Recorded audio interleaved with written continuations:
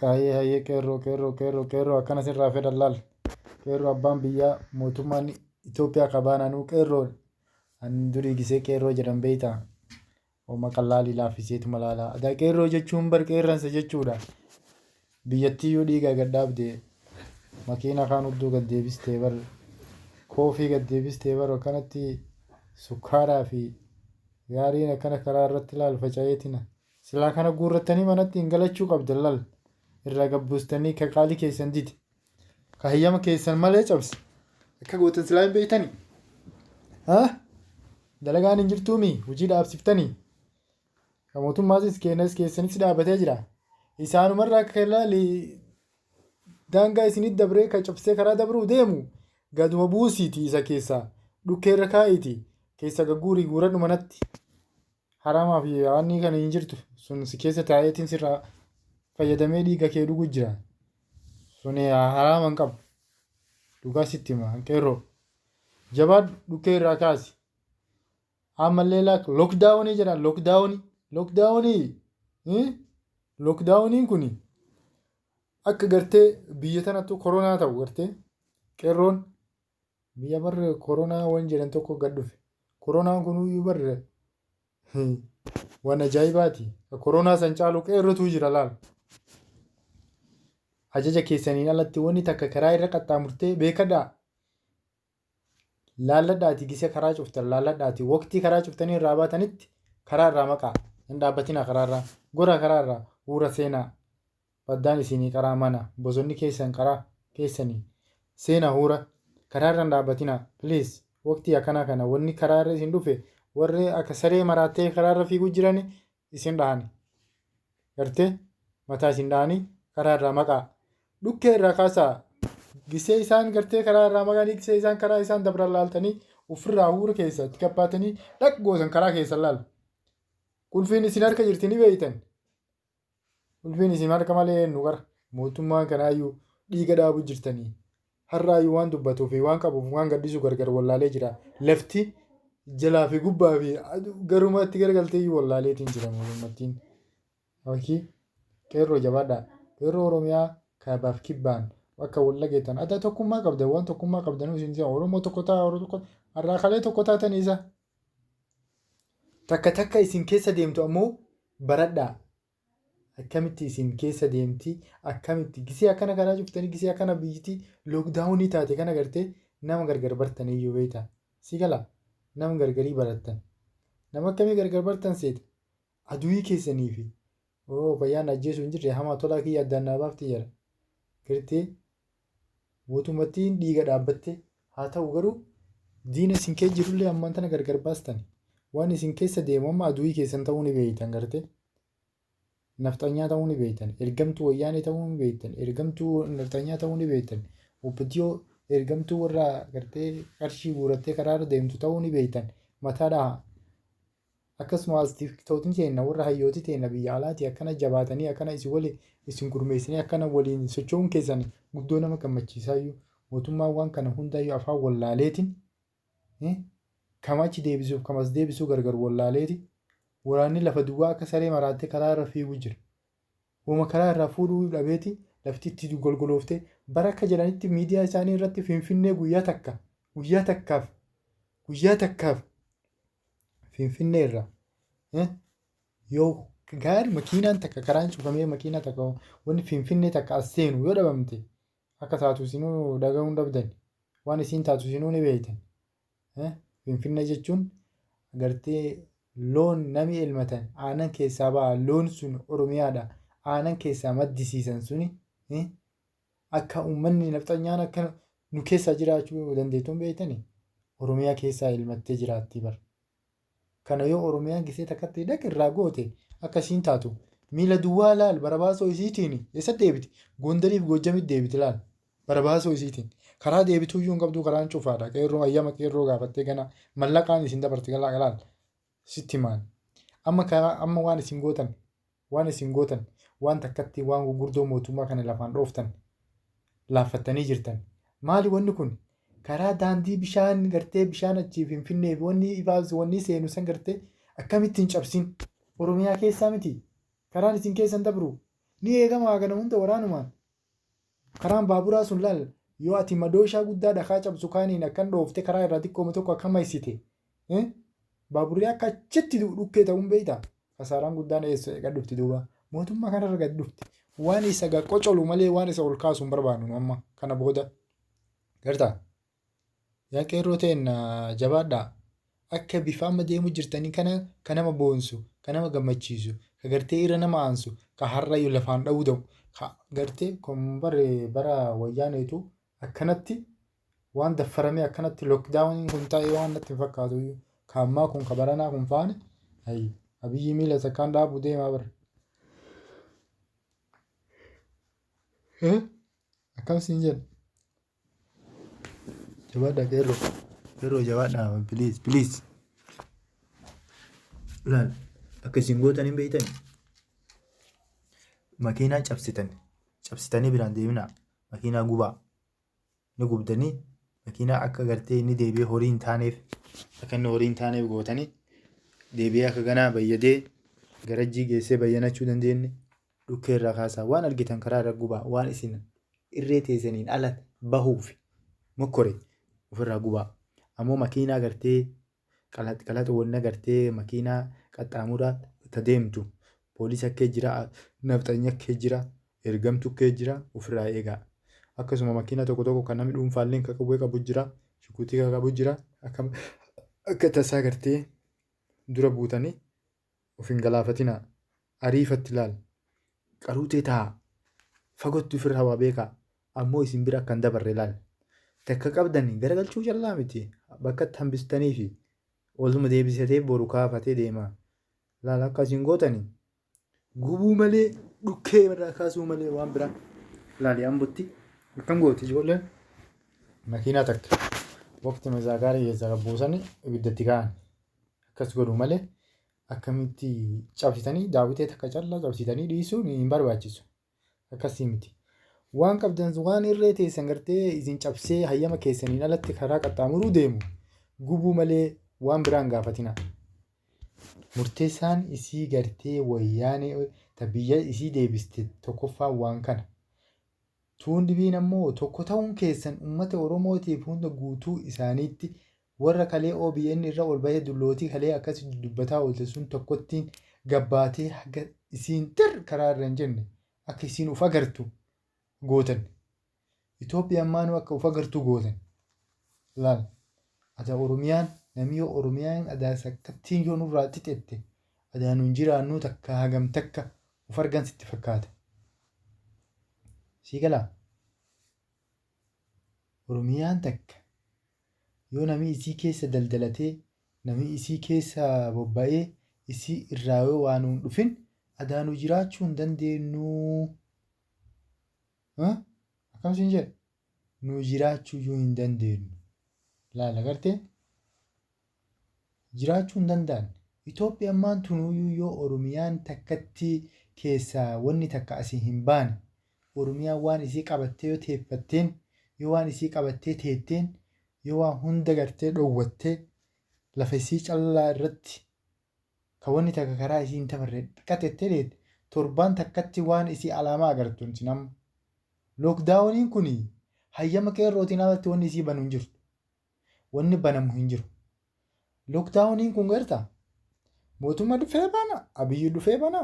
Boru dhakaa guuruu fi warra akka biqiltuu dhaaban kaan hin beektaami. Akkasii guusetti yaasa kana. Eessa? Dhugatanii gana karaa baane. Karaa irra guursisuu deema.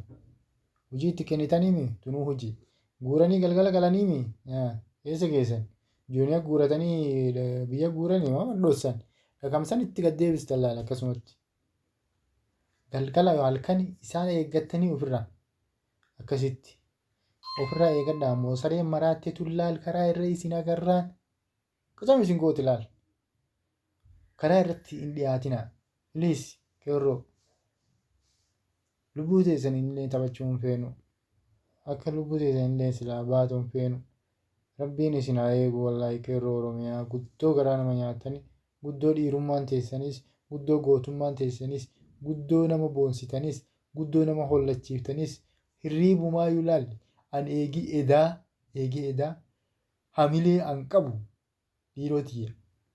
Yaa qeerroo Oromiyaa, qeerroo bahaadhiyaa, qeerroo kaabaa kibbaa adaa akkana nama boonsitan waan ajaa'ibsii ta'u waa qeerroo jedhani. Waan karaa irra callaa yaatee beektaa gommama callaa gubdee galtuuna hin fakkaatti. Wallaahi billaahi tallaahi dhugaa eegee edaa feesbuuk irratti feesbuuk marra waa arga dhufeellee namni waan natti himu hin jiru. Barreeffamuma aktivistoota ta'in hayyoota ta'in biyya alaa waan qeerroon itti ol ergite achi nuu barreessanii nuu gad deebisanii ilaala. Waan san laalu beektaa wanni baay'inaan ilaali. Parsantii dhibbaa namummaa mana gammachiisu callaa arguu jira laala.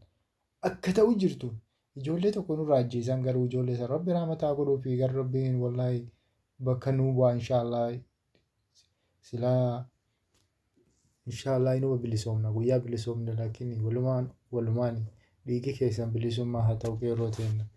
Guddoo garaa nama nyaatanii guddoo nama boonsitan qeerroo Oromiyaa biyya tana wanni isin bilisoomsu jiru qeerroo callaa wanni biyya tana bilisoomse Oromiyaa wanni bilisoomse wanni Oromiyaa mataa ol qabachiisu jiru qeerroo malee wanni dhibiin hin jirtu. Hatta zamana gisee durii biyya keenya jaarsaa jedhan jaarsatu biyya keenya jaarrolee biyya keenya bulchaa jaarrolee hayyuu maalii jedhan zamana ammaa kana keessatti hoo tooftaa saayikolojiidhaan itti fayyadamtee tooftaa qeerroon ta'een nagartee ka barumsaan kutan kuni hundinuu mala ammayyaatiin biyya kana gartee Oromiyaa jechuu irratti deebistee jirti. Oromiyaa nu tuffatanii jiran akkamiin nu tuffatan yaa uummata keenya. Uummata Amaaraa yoo ilaaltan namuu qawwee isaa qaba wanni keessa bahu hin jirtu sabi biraa kan itti daffaru hin jiru. Tigraay isinuu agartan akka isaanii kan hundinuu gartee qawwee isaaniitiin boonu kan mootummaan kunuu gartee deemee kadhatu ni kadhataa bara kadhaa aboo narraa kattaa aboo kadhatu biyya mootummaa nu sodaattee bara. Nu Oromiyaa keessatti obbodiyyoo waan nu goote Oromiyaa beeka waan obbodiyyoo nu goote. Qeerroo Oromiyaattu beeka waan obbodiyyoo nu goote aboo harka duwwaa nu deebistee bara. Shimalallee nu harkaa fuutii bara waan biraa dhiisi waan qara qabu dhiisiti shimalaa nu harkaa buuftii bara as deebiteen obbodiyyoo nu rukuttii bara. Yaaboo warri kun nu sabaaf hojjata jenneeti waan akkana mataa keessa nu deemtulleef nutti fakkaatu. An ammallee sanyii Oromoon bilisoomtee yoo obbodiyyoon callaan bakka sanii kaate. Obbodiyyoon uummata Oromoo cabsite malee uummata Oromooti waan takka hin baane. Uummata Oromoo kuffiste malee uummata Oromooti waan takka hin baane. Uummata saba isaa nyaate, uummata saba isaa gurgurate, uummata ergamtu zamana haga dirgiirraa hanga ammaatti zamana haga wayyaanee 27 irraa hanga ammaatti ergamtuma namaa ka ofillee maqaa ofitti hin goone. Yaa biyyaa akkamii yaa uummata akkamii yaa akii wallaahi obbodiyyoo sabummaan Oromoo ka isitti ol dabreleen qeerroma keessallee namni itti ol dabre namummaan gara isii ol dabreellee waan ajaa'ibaa falfala wayiitiin tuqan si'a ani ajaa'iba naa ta'a waa'ee obbodiyyoo kana. Obbodiyyoo jechuun maal jechuun falfala wayii jechuun na fakkaata. Amma yoo gara aangoo kana ol dabranii namni saba isaan qaabatu aboo biyyi saba isaa qaabata. Sabni biraa bar saba isaa qaabata. Sabni biraa saba isaa jaalataa bara. Obbodiyyoo sana keessa sabboontonni hin jiru. Maali yoo uummataaf hin dhaabbanne gisee ammaa kana keessa? Poolisiin maaliif uummataaf hin dhaabbanne? Bar poolisiin saba biraa bar saba isaatiif haga inni quuqamu. Haga inni saba isaatiif quuqamu. Maaliif hin agarre? Quuqamni kun maaliif saba ofiitiif hin jiraanne yoo? Yaa poolisii Oromiyaa, yaa sabboontota Oromiyaa, yaa nama dhiigaan Oromoo taatan. Gisee ammaa nafxanyaan kun laal waliin nu qabdee nu arrabsiti laal. Maqaan keenya walumaan badalan. Gara saba keetii gori yaa biliis. Yaa obboleessi kiyya gara saba keetii bahi. Saba kan kee bira dhaabadhu. Saba kan kee keessaa baate haadha kan haati kan kee saba keenya. Haati kan kee Oromoodha. Abbaan kan kee Oromoodha. Dhiigi kan kee Oromoodha. Biyyi tantee Oromiyaadha. Dachiin tantee Oromiyaadha. Samiin illeen Oromiyaadha. Waan biraa dhiisi. Yaa akii saba kana irraa maaliif ofachi dhiibda? Ofichi hin dhiibi yaa akii dhiigi kee Oromoodha. Maaliif of tuffachiifta? Saba kan keessiitu kabajaatti godhaa bara. Yaa poolisii Oromiyaa. Piliis namni dhiigaan sabboonummaa uummata keetii qabdu as deebi gisee ammaa kanatti. Qeerrootti achi hin qabini. Saba keetiitti achi hin qabini. Obboleessa keetiitti achi hin qabini. Abboo kabajaatti holi gisee diinni itti achi qabuu yaati silaa diinatti achi qabuu qabda. Yoo gisee akkanaa saba keetiif hin dhaabanne gisee akkamii saba keetiif dhaabatta hoo? Yaa obboleessa kee hin ajjeesin. Yaa obboleessa kee yaa hin ajjeesin. Wanni faayidaa si hin qabu wanni kun. Bara tokko uummanni kun bilisoomee bara tokko seenaa si dabarsa. Bara tokko gartee akka gaafa Adam Diimaa akka gaafa Mustafaa Hussein diina shan ajjeesee ofii saba isaatiif jecha. Ka poolisa keessa dalaguu bara. Yaa poolisii Oromiyaa saba keessan bira dhaabbadha. Saba keessaniif quuqama. Saba keessan uf dursaa. Uf dursaa fi saba keessan yaabu. Laal sabi biraa silaa agartee saba biraa saba ofiitiif haga inni dhaabbatu, haga inni saba ofiitiif quuqamu, haga inni saba isaa jaalatu, haga inni saba isaa hammatu, haga inni saba isaa gaachana ta'eefi, haga inni saba isaa gartee mirga dhaabbateefi laaltee ho'atime maaliif sitti hin dhagahamne hoo kun? Akkasuma ergamtooti warra Wayyaanee warra obbo Diyoo keessa warra durii gartee warra keessa dalagu warri mootummaa keessa dalagus ka dhiigaan Oromoo ta'etu jira. Ka dhiigaan Oromoo ta'e kuni maaliif saba isaatiif as garagalee hin dubbanne? Maaliif saba isaatiif hin dhaabbanne? Maaliif saba isaatiif hiyyeen bakka takka hin ejjenne? Qarqaarsa maaliif saba isaatiif hin dhaabbanne inni?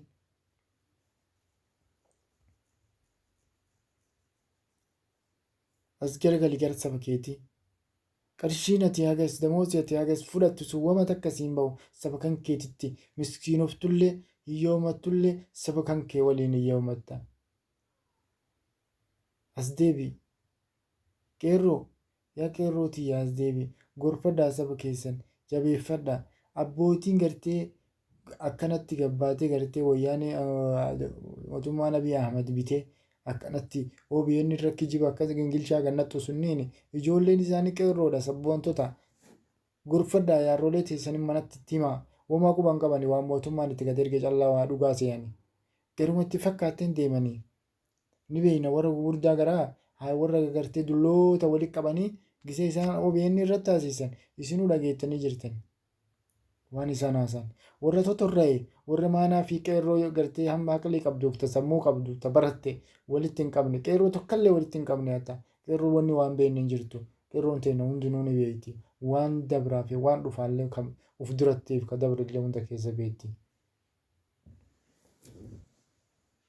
Akkasii yaa sabboontota Oromoo biliis yaa sabboontota Oromoo biliis obboleeyyan keessan hin ajjeesinaa. Obboleeyyan keessan eegadhaa. Haadha keessan eegadhaa.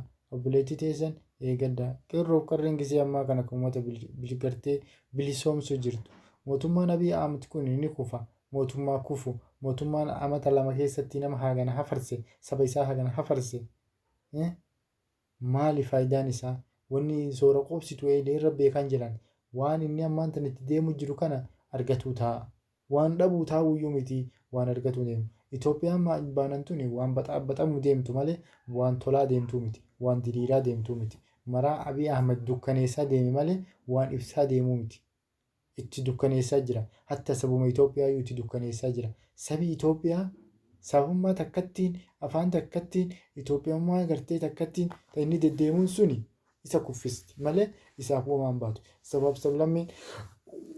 sablammiin haqlee qabdu hundinuu jalaa as baati. Gisee gara Oromiyaa as baate gara saba guddaa as ba'a. Namu gisee gara saba guddaa as ba'e akka mootummaattiin tun kuftu afaaniin nama qabattee kufuu deemti. Kanaafuu uummata Oromoo sabboonota maqaa of hin balleessinaa as deebi'a. Gisee kanaaf hin balleessinaa please. Warri mataan dhoqqee warri barumsaan isaa sammuun isaa bal'isee hin yaanne akka Taayyee Danda'a akka eenyu fa'a akka gartee warra isaan achi kakkaanii sunni Alamuu Simeefa midhaamni kun warra ergamee jiraatu. Duriyyuu nafxanyaa ergamee jiraata. Lafa nafxanyaa gurguree jiraata. Tana yoo dhabe waan jiraatuun hin argu. Gartaa. Tunniin diqaalaadha. Yaa Oromoo as gargalaa Rabbi. Warra hin taane waliin hin maraatinaa. Warra hin taane waliin hin dhaabarsaminaa. As garagalaa gara saba keessanii as garagalaa saba keessan bilisoomsaa. Gisee akkanaa kana naannoon Oromiyaa gisee akkanaa kana naannoon Oromiyaa pirezidaantii maanaa hin qabdu. Pirezidaantii ergamtuu. Pirezidaantii saba isaa nyaattu. Pirezidaantii gartee akka Muktaar Kadiir kasanuuyyuu hin geenne. Shimallis Abdiisaa garaa guuttatee na faayidaa takka hin qabu. Ergamtuu Abiyyi Ahmad faayidaa takka hin qabu. Oromoo tirsuu hin danda'u. Oromoo sochoosuu hin danda'u. Oromoo ijaaruu hin danda'u. Oromoo dubbatee irraa buqqisuu hin danda'u. Bakka takkaayyuu qabatee fi faayidaa takkaayyuu hin qabuufi yaa Oromoo ofirraa dabarsaa waan akkanaa kana. Wanni hamtuun isin dura dhaabbattee jirti. Waan hamtuu tana of duraa faccisuufi tokko ta'a. Shimallis Abdiisaa fi Abiy Ahmad isin dura dhaabbatee jira ofirraa faccisaa. Diina isaan isinitti ergame takka takkaan mataa dhaha. Bulchaa ganda keessaa ari'aa baasaa lafaa. Akka isin kaadiree wanni isaan guurrattee isin keessa hin deemne. Bulchaa ganda keessaa